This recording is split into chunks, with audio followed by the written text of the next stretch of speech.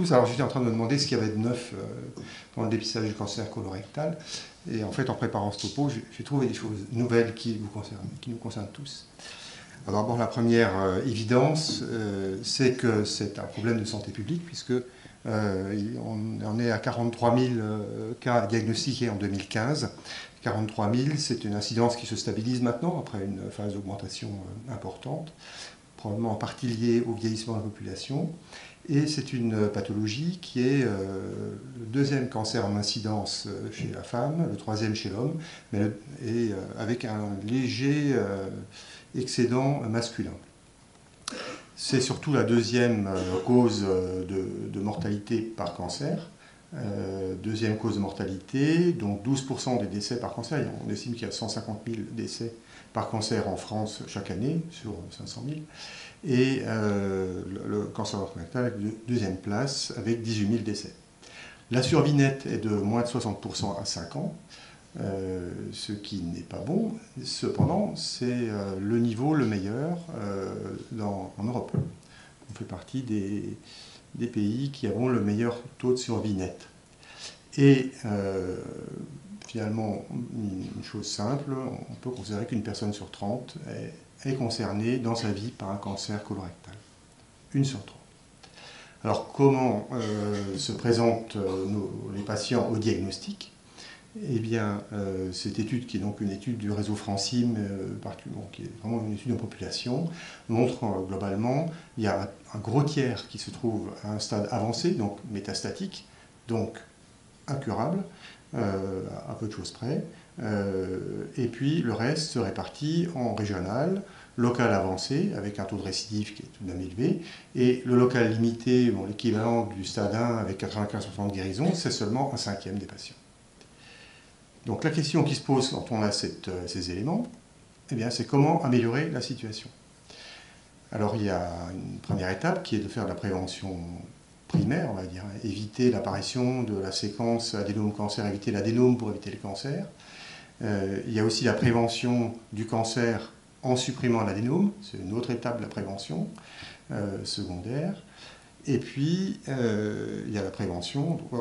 Quand on a fait cette séparation, il faut se poser la question de savoir quelle est la bonne stratégie pour un dépistage précoce, puisque dépistage précoce égale pronostic amélioré. Mais pour ça, il faut que la stratégie de dépistage elle soit connue, qu'elle soit acceptable, qu'elle soit diffusée, c'est l'objet de la soirée, et puis qu'elle soit adaptée au niveau de risque. Et ça, c'est important, on n'a pas tous le même risque individuel de développer un cancer colorectal. Et on peut considérer qu'il y a 3 niveaux de risque, ce qui est décrit dans la littérature, dans la HAS. Il y a des patients qui ont un risque très élevé. C'est 4% de nos cancers colorectaux sont des patients qui ont un risque très élevé, qui est d'origine génétique. 15 à 20% de nos cancers colorectaux concernent des patients qui ont un risque élevé, que je vais détailler tout à l'heure, et la grande majorité, quand même, n'ont aucun antécédent, aucun facteur de risque personnel. Ce sont des gens à risque moyen, simplement du fait de leur âge. Alors, pour la population à risque très élevé, je dirais que c'est un peu une discussion de spécialistes ou d'hyperspécialistes, ça concerne ceci, les formes héréditaires, en gros les anomalies génétiques. Le syndrome de Lynch, vous savez que c'est une maladie qui est liée à la mutation de gènes de réparation de l'ADN. Il y en a de différentes natures, il y en a au moins 5. Selon le cas, on n'a pas le même risque, mais c'est dans ce groupe-là qu'on trouve majoritairement les formes héréditaires. Et quand on a un syndrome de Lynch, on a à peu près 50% de chances de développer un ou plusieurs cancers colorectaux dans sa vie. Le deuxième, donc ça c'est 2 à 3% des cancers colorectaux. Et l'enjeu des oncologues et l'enjeu des gastroentérologues est de dépister parmi les gens qui se présentent à un cancer colorectal les patients qui ont ce syndrome, parce que ça a des implications en termes de surveillance, en termes de risque familial et également en termes d'atteinte d'autres organes. Donc le syndrome de Lynch, premièrement, et les polyposes familiales qui sont connues également, c'est 1% des cancers colorectaux, mais là le risque de développer un cancer dans l'existence approche les 100%. Et donc deux grosses mutations, la mutation APC la plus connue, et puis la mutation qu'on a caractérisée il y a quelques années, la mutation MUT-YH, qui se traduit par une forme de polypose atténuée. Ce sont des patients qui ont des milliers de polypes dans le côlon au moment du diagnostic. Voilà, donc c'est très particulier. Bon, je ne parlerai pas des polyposes amartomateuses, l'exhaustivité n'est pas une qualité, mais bon, il y a le Peutz-Jeghers, la polypose juvénile, le Cowden et d'autres choses pour lesquelles les mutations sont caractérisées, sont connues.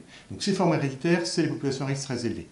La conséquence de ces analyses génétiques, c'est qu'on peut les dépister, qu'il y a une stratégie qui doit être spécialisée pour leur prise en charge.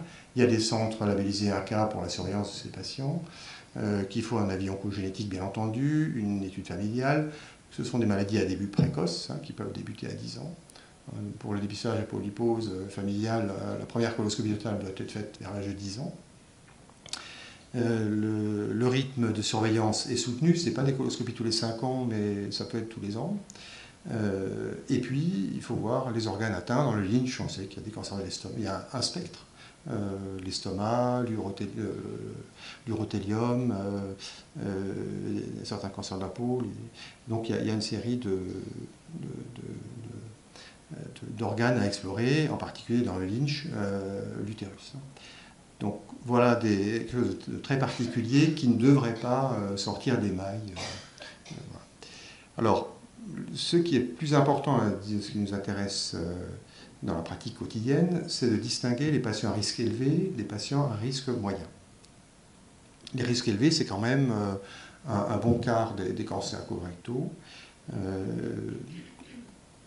Et qu'est-ce que c'est que ces risques élevés? Alors tout ça, ça a été retravaillé, les risques relatifs de développer un cancer colorectal par rapport à la population générale ont été brassés, étudiés, traités en méta-analyse, et les données les plus récentes, les voilà.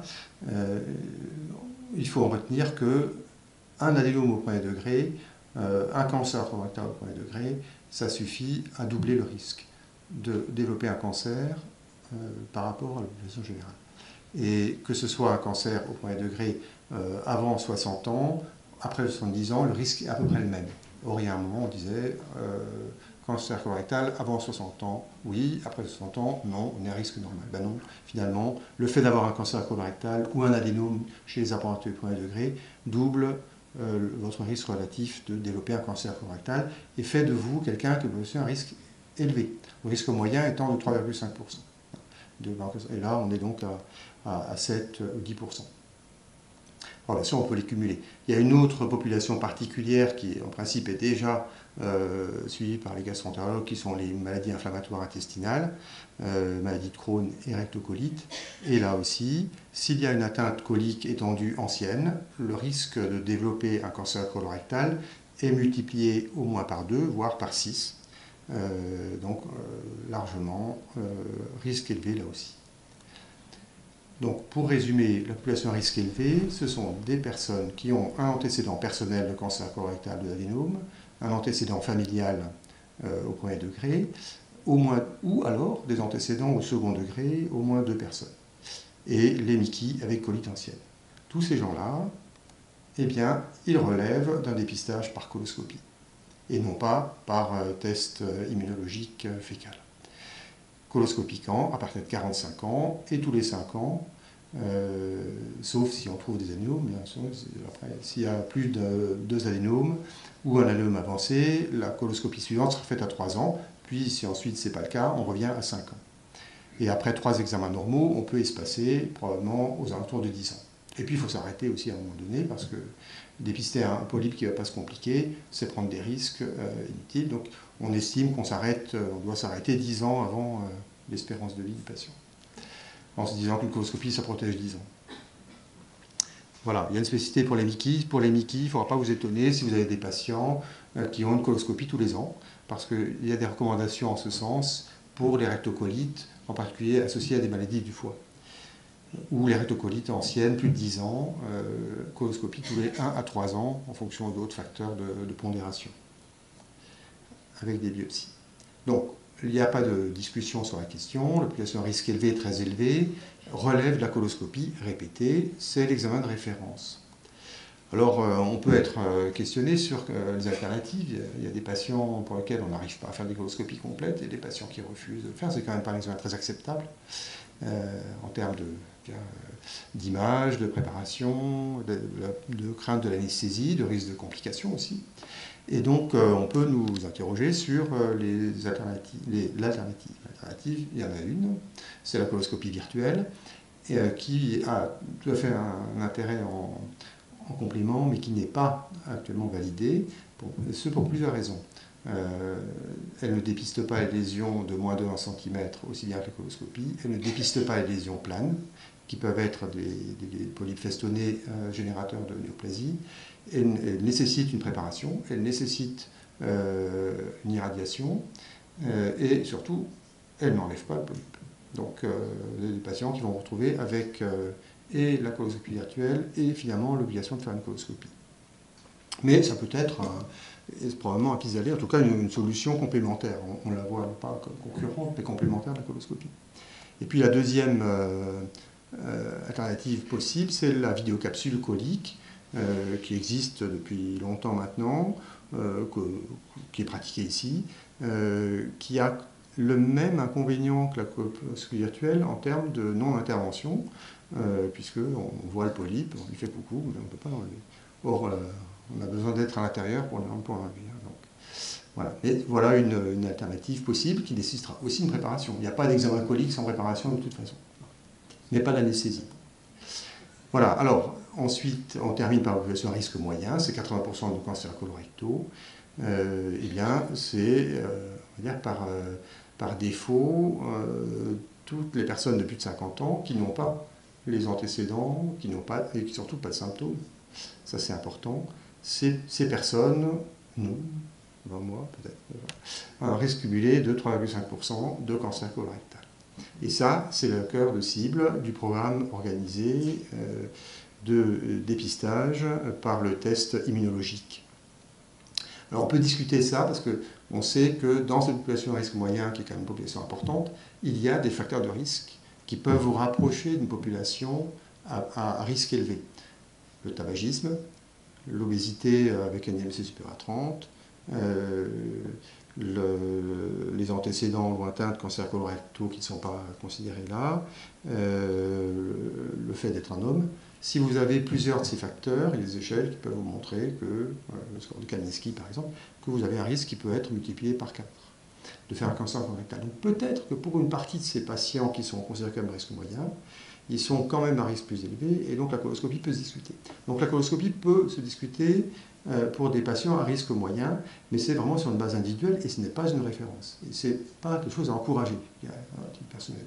C'est difficile de dire non à quelqu'un qui se présente, parce que c'est vrai qu'on voit souvent des polypes, mais dans combien de temps, dans combien de cas ça se compliquera, probablement assez peu. Donc c'est pas ça le message. Le message c'est plus de 50 ans, pas d'antécédents et pas de symptômes, c'est le test immunologique fécal. D'autant plus que là, il y a du neuf. Alors, ce n'est pas du neuf à la HNFC, c'est du neuf universel en France, et avec une nouvelle également plus récente encore. C'est ce test immunologique qui a remplacé en 2016 le test au Gaillac, qui ne nécessite qu'un seul prélèvement au lieu de 3x2, qui est donc plus facile à faire pour les patients, qui est automatisé, lecture automatisée, dont on peut régler le seuil de détection en fonction de ce qu'on accepte comme faux positif et faux négatif. Eh bien, ce test immunologique, il est recommandé à partir de 50 ans et tous les 2 ans. Alors, si vous avez fait une coloscopie il y a 3 ans, il ne faut pas le refaire, hein, il faut attendre 5 ans après la dernière coloscopie, par analogie à la coloscopie de dépistage. Alors, un petit mot juste sur, parce que ça c'est des données vécues locales, enfin régionales en tout cas, sur le bilan de la DECA en 2016 que m'a gentiment passé Raushan Rizmanova, qui est le médecin qui s'occupe de la DECA, qui coordonne la DECA. Eh bien voilà les résultats, le nombre d'invitations qui ont été envoyées dans les 4 départements de notre ex-région Franche-Comté, le nombre de tests réalisés et le taux de retour. Et vous voyez que la cible est de 50%, hein, c'est la cible OMS pour les tests de dépistage. Le territoire de Belfort n'est pas le mieux placé. Et ceci dit, le département est à 47% en global, 47,1%, ça s'améliore. Et cette amélioration est la conséquence du test avec un seul prélèvement. On n'est quand même pas trop mal, mais on peut mieux faire. Et le taux de positif, c'est-à-dire le taux de patients à qui on va demander de faire une coloscopie après, reste acceptable. Si vous avez un test où il y a un patient sur 2 qui va à la colo, ça ne peut pas coller. Et là, on a moins de 5%, donc c'est tout à fait raisonnable. Et le délai moyen entre la remise du test et sa réalisation était d'1 mois pour ces patients. Voilà. Après, on est moins bon sur le délai moyen de la coloscopie, où on est à 3 mois dans la région. Ce qui est intéressant de regarder, c'est quels sont les résultats de ces coloscopies. Et ça, moi, ça m'intéresse parce que, je veux dire, vraiment, c'est la meilleure indication de coloscopie. C'est les patients pour lesquels j'ai le plus d'attention. Une coloscopie pour la douleur abdominale, c'est nul, ça donne souvent rien, on trouve rien. C'est un truc pour rassurer le patient, mais c'est peu productif. Par contre, une coloscopie pour un FIT test positif, voilà, sur 3100 coloscopies, dans la Franche-Comté, en 2016, ben, il y a eu 245 cancers, dont une majorité à un stade précoce, un stade 1, 1840 polypes, et elle n'était normale que dans un tiers des cas. Bon, je vais passer sur les motifs de non-participation. Simplement pour dire que l'ADK a fait un appel à projet qui a été accepté et que dorénavant, parce qu'un des points faibles du dépistage et de la surveillance par coloscopie, c'est le taux de retour. Assez peu de gens viennent faire leur coloscopie à 5 ans. Alors, je sais bien que les cabinets très bien organisés, souvent les généralistes qui font penser aux patients de revenir, mais d'abord tous les spécialistes ne vont pas voir un médecin. Il y a quand même un certain nombre de gens qui ne vont pas voir de généraliste pendant plusieurs années. C'est un premier point. Et une certaine réticence à l'examen. Donc l'ADK va faire un rappel à tous les patients qui ont eu un dépistage positif d'une coloscopie pour leur rappeler, ben voilà, c'est le moment dans 3 mois de refaire votre coloscopie à 5 ans. Et ça, c'est quelque chose un projet pilote franc-comtois qui sera amené à être évalué, peut-être généralisé. Le deuxième élément qui est également intéressant pour améliorer la pénétration du dépistage, c'est qu'un décret a été signé au mois de mars qui valide l'envoi du test après la deuxième relance. Si le patient ne s'est pas présenté, ou n'a pas de généraliste, ou ne va pas le voir, ou n'a pas fait son dépistage, eh bien après la deuxième relance, on lui enverra un test à domicile. Et ça, on estime que ça permet de rattraper 5 à 8% de participation en plus. Donc vraiment des vies sauvées. Hein. C'est une évidence. Donc pour conclure, je vais respecter mon temps, la coloscopie au bon moment et au bon intervalle est la clé du dépistage pour le risque élevé et très élevé. Là, il n'y a pas de discussion. On a montré que dans ces conditions, la coloscopie diminuait de 80% la mortalité par cancer colorectal. Par contre, le test immunologique fécal, ça s'adresse à toutes les autres personnes, donc largement majoritaires, de plus de 50 ans. Et bien sûr, c'est avec comme conséquence, si le test est positif, de passer à la coloscopie. Vous voyez, c'est moins de 5% de ces patients. Voilà. Alors, on ne peut pas aujourd'hui recommander la coloscopie universelle. Il y a des pays où c'est fait, en Allemagne, aux États-Unis, à 50 ans, vous pouvez demander votre coloscopie. Voilà. Et à faire tous les 10 ans. Je pense qu'on n'en est pas là, on n'a pas les évidences scientifiques pour le faire, donc ça n'est pas recommandé. Et puis, on ne peut pas quand même parler du cancer colorectal sans donner un mot sur la prévention. Comment éviter, comment diminuer l'incidence du cancer colorectal? Eh bien, les facteurs qui sont définis, qui sont de manière certaine comme facteurs de risque, c'est la sédentarité, c'est l'obésité, c'est la consommation de viande rouge et de charcuterie, les aliments salés et le tabagisme. Donc, dans une optique de prévention, il est bon de favoriser la consommation de fruits et légumes, l'activité physique. Et alors, les éléments plus nouveaux, qui datent de l'année dernière, pour cette année pour l'un, il a été démontré que la consommation de noix, 60 grammes par semaine, diminuait la récidive du cancer colorectal avec un autre ratio de 40% environ, ce qui est fantastique. Pour les gens qui ont eu un cancer colorectal, si vous leur conseillez de consommer des noix, ils consomment des noix dans cette proportion, et ça a fait l'objet d'une publication à l'ASCO, et c'est publié dans le Journal of Clinical Oncology. Donc priori, et ça a passé quelques barrières, quelques filtres. La deuxième récente, dans Gastroenterology, le mois dernier, une étude sur 7000 infirmières britanniques, corrèle la mortalité générale et la mortalité par cancer rectal de manière inverse à la consommation de café au-delà d'une tasse.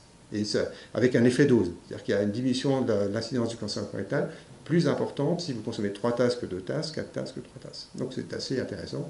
Et on sait que l'aspirine peut avoir pour une partie des patients un effet protecteur. Bon, on n'est pas voilà. Ça, c'est les applications immédiates et personnelles, si vous le voulez. Je vous remercie.